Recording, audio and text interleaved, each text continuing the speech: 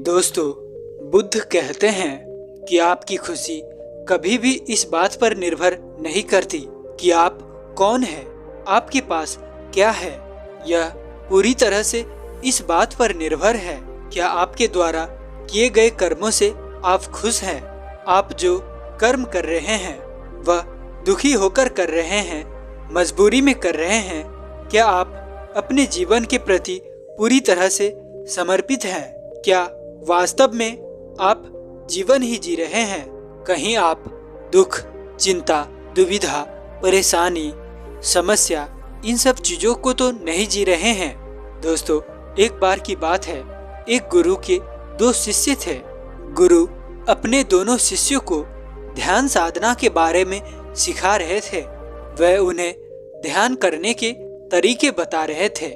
दोनों शिष्य ध्यान कर रहे थे।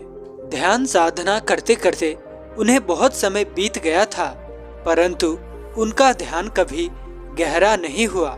इस बात से परेशान होकर वह गुरु के पास गया और उन्होंने कहा कि गुरुदेव, बहुत समय हो गया, परंतु अभी भी हमारा ध्यान बहुत गहरा नहीं हो सका है।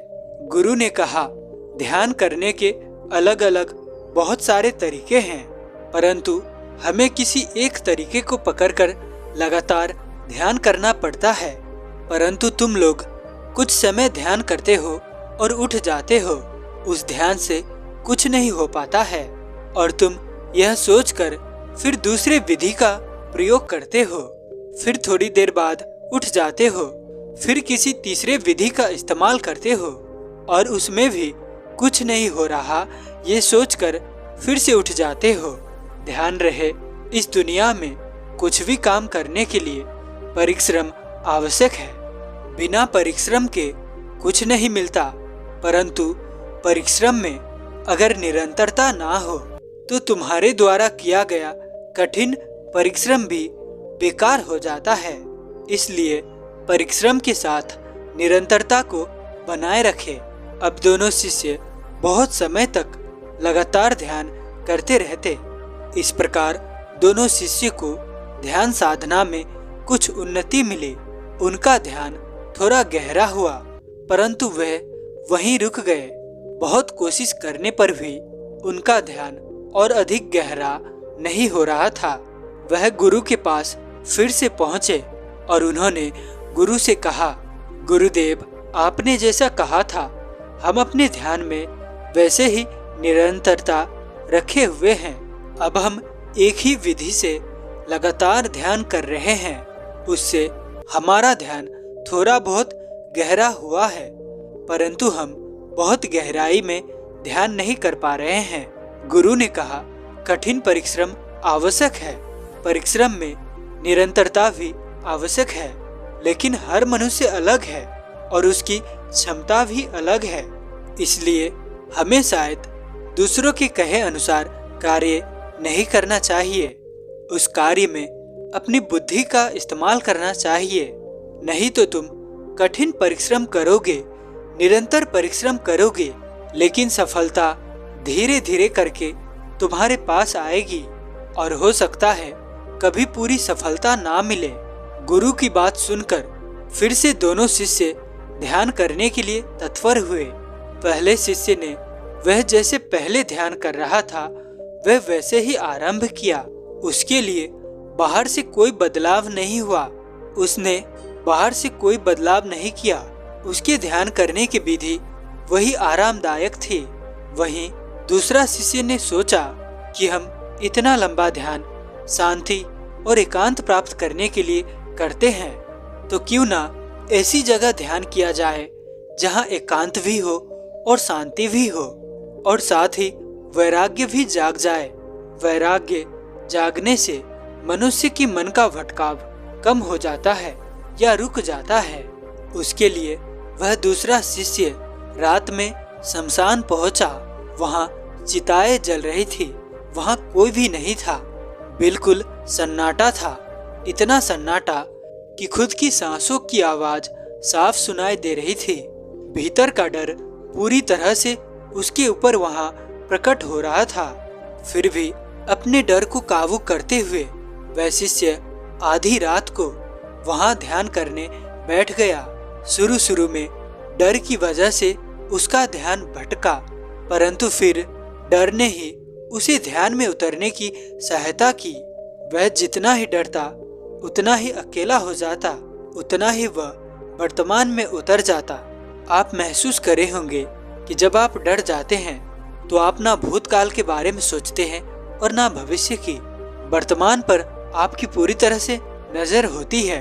आपके आसपास क्या हो रहा है आप बहुत चौकन्ने होकर देखते रहते हो।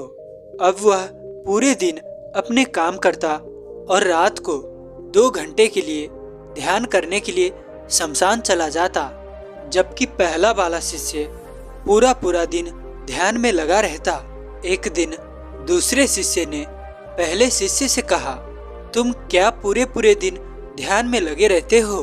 मेरी तरह ध्यान करा करो, 2 घंटे में ही ध्यान की गहराइयों में उतर जाओगे। वह दूसरा शिष्य पहले वाले को अपने साथ शमशान ले गया। दूसरा शिष्य तो आराम से वहां ध्यान में बैठ गया, परंतु पहला शिष्य बेचैन हो गया। वहां उसका ध्यान नहीं लग रहा था। यह देखकर दूसरे शिष्य ने पहले शिष्य से कहा, क्या हुआ? इतने समय से तुम ध्यान लगा रहे हो और तुम्हारा ध्यान नहीं हो रहा, कैसा ध्यान कर रहे हो?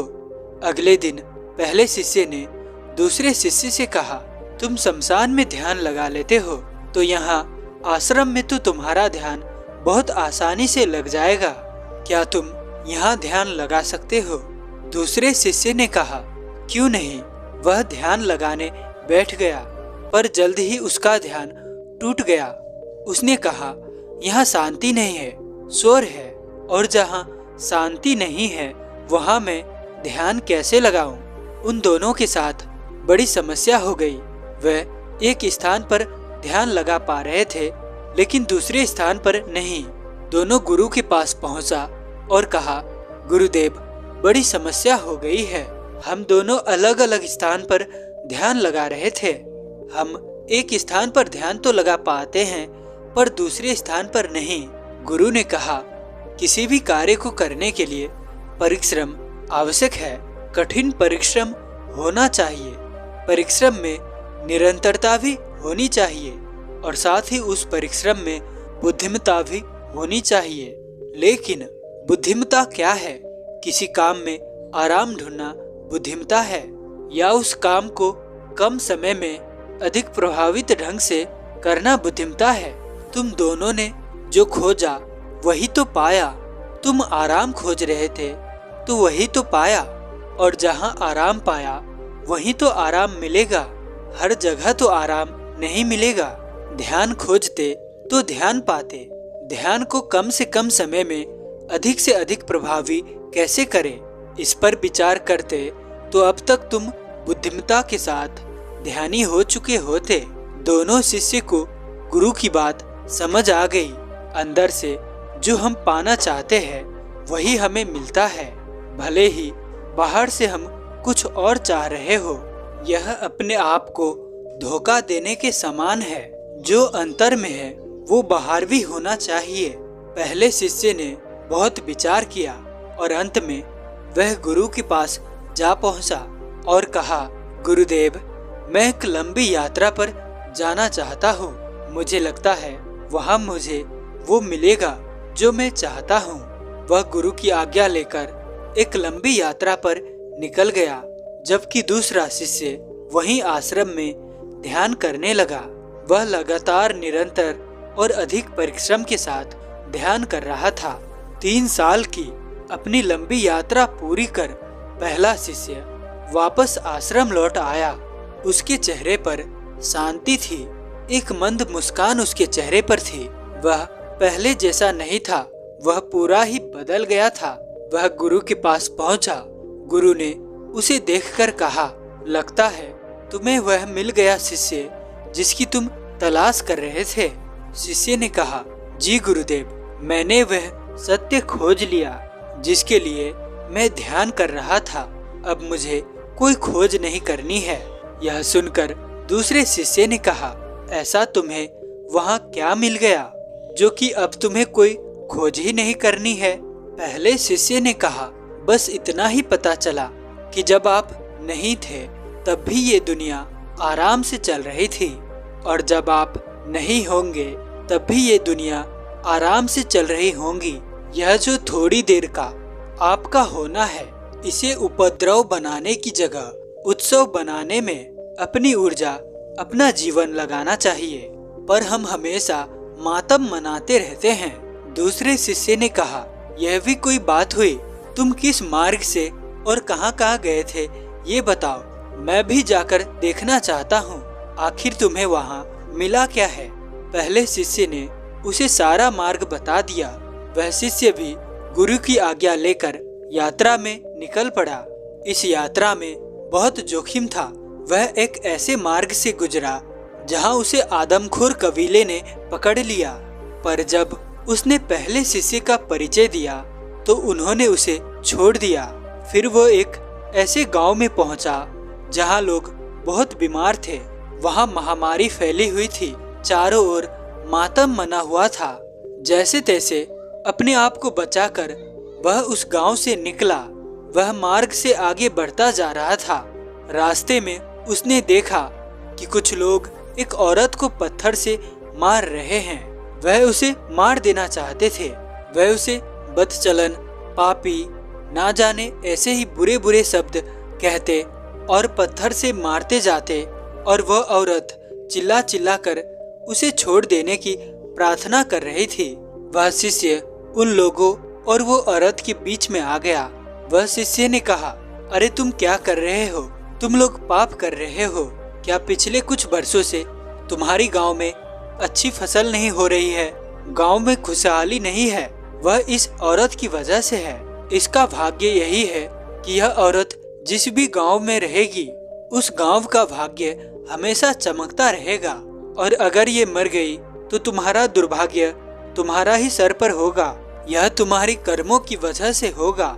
उस शिष्य की बात सुनकर गांव वाले घबरा गए और उन्होंने उस औरत से माफी मांगी और उसे अपनी गांव वापस ले गए।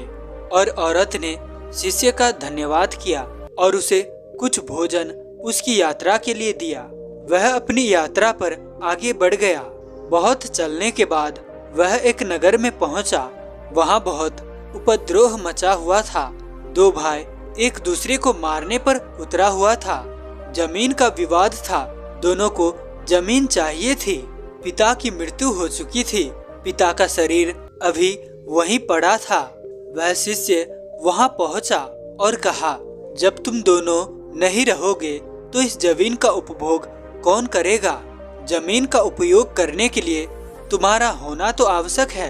पहले यह बताओ कि तुम दोनों में से मरने वाला कौन है? दोनों भाइयों ने एक दूसरे की तरफ उंगली उठा दी। शिष्य ने कहा, सही सही बताओ कौन मरने वाला है? दोनों भाई एक दूसरे को मारने का दावा करने लगे। शिष्य ने कहा, मैं तुम्हें बताता हूँ कि कौन मरेगा। तुम दोनों एक दूसरे को मार दोगे, या तुम दोनों में से कोई एक मरेगा और उसके परिवार का कोई और सदस्य उसको मार देगा। इसी तरह तुम पीढ़ियों तक एक दूसरे को मारते रहोगे, पर इस जमीन का उपयोग तुम दोनों में से कोई नहीं कर सकेगा। ये न कभी तुम्हारी थी और न कभी होगी। अपने मरे हुए पिता से पूछो, क्या वो ये जमीन अपने साथ लेकर जा रहे हैं जो कभी उनकी थी? उन दोनों भाइयों को शिष्य की बात समझ आ गई और उन्होंने जमीन का विवाद बातचीत से सुलझा लिया। वह शिष्य वहां से आगे बढ़ गया। अपनी इस यात्रा में वह शिष्य बहुत जोखिम देखे, बहुत दुख और कष्ट झेले, कुछ सुख भी देखे। उसने देखा कि मनुष्य बिना किसी बात के आपस में ही लड़ रहे हैं। सब किसी दौड़ में शामिल है, पर यह दौड़ कहाँ तक जाती है किसी को पता ही नहीं है। सब आंख वाले अंधे होकर घूम रहे हैं। किसी को चैन नहीं, किसी को यहाँ पर शांति नहीं। उसे सुख तो चाहिए, लेकिन वो सुख के लिए दुखी होकर घूम रहे हैं। अपनी इस लंबी यात्रा में वह शिष्य एक ऐसे स्थान पर पहुंचा जो रेगिस्तान था। वहां बहुत कड़ी धूप थी। उसका भोजन भी समाप्त हो गया था और वह भूखा प्यासा उस रेगिस्तान को पार कर रहा था। और वह उस रेगिस्तान को पार ना कर सका। वह गिर गया गरम तपती हुई रेत पर। गरम तपती हुई रेत उसके शरीर को जला रही थी। उसकी सांसें बहुत तेज चल रही थी। उसने अपनी आंखें बंद कर ली और परम शांति का अनुभव किया। उसे समझ में आ गया कि अब वह मरने वाला है। उसने सोचा कि उसने जीवन भर क्या पाया। इधर उधर की भाग दौड़, इससे लेना है उसे देना है, सांसारिक जीवन, सन्यासी जीवन, ऐसा ज्ञान वैसा ज्ञान, ध्यान साधना और ना जाने क्या क्या। कितना उत्पाद मचाया, कितना उपद्रव किया, सब कुछ किया, लेकिन कभी अपने होने का एहसास नहीं किया। कभी जीवन का एहसास ही नहीं किया। यह जीवन सुखदायी है, लेकिन हम इसे दुखदायी खुद बनाते हैं। वह शिष्य धीरे धीरे अपनी मृत्यु को अपनी ओर आते हुए देख रहा था। उसकी आंखों से धुंधला धुंधला सा नजर आ रहा था। उसने देखा कि मौत उसे लेने आई है और उसने भी अपनी बाहें उसकी ओर बढ़ा दी। तभी उसकी मुख में पानी की एक धारा गिरी। पानी पीते ही जैसे उसमें जान आ गई। जैसे उसने आंखें खोला, उसके सामने उसका अपना पहला शिष्य, उसकी गुरु भाई था। उसने पानी पिया, भोजन खाया और कहा, बड़े भाई तुम यहाँ कैसे? पहले शिष्य ने कहा, तुम्हारी यात्रा में मैं तुम्हारे पीछे ही था। मैं जानता था यह यात्रा इतनी आसान नहीं है। दोनों गुरु भाई वापस आश्रम आ गए। वह गुरु के समक्ष उपस्थित हुए। गुरु ने दूसरे शिष्य से पूछा, तुम्हें क्या मिला? दूसरे शिष्य ने कहा, गुरुदेव जीवन एक उत्सव है। यह बहुत कीमती है। इस दुनिया की कोई भी चीज देकर आप इसे वापस नहीं ले सकते। इसे मातम की तरह जीने वाले लोग वास्तव में नर्क में जीते हैं।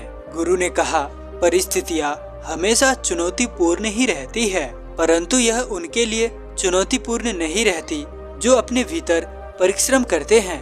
हमें एक काम पसंद नहीं है तो हम दूसरा काम शुरू करते हैं और फिर तीसरा, इसी तरह चौथा, इसी तरह काम शुरू करते रहते हैं। पर हर बार हम ये नहीं समझ पाते कि काम बदलने की जरूरत नहीं है। हमें अपने आप को अंदर से बदलना है। हमारे भीतर कुछ ऐसा है जो कोई भी कार्य पूरा करे बिना ही हार मान लेता है। उसे बदल दोगे तो हर काम पहला, दूसरा, तीसरा या चौथा सब पूरे करोगे। दोनों शिष्य फिर से ध्यान साधना में लग गए। इस बार उन्होंने अपने भीतर परिवर्तन किया। अब उन्हें बहुत शोर शराबे वाली जगह पर भी बैठकर शांति में उतर जाते थे। दोस्तों, इसी तरह हमारे जीवन में है। हम शांति तो ढूंढते हैं, सुखी तो रहना चाहते हैं, परंतु हम उसकी यथार्थ में उसके अर्थ को समझ नहीं पाते हैं। शांति, सुख के लिए कोई भी एक कार्य में हमें गहराई में उतरना पड़ता है और परिश्रम के साथ उस पर बुद्धिमत्ता भी होनी चाहिए।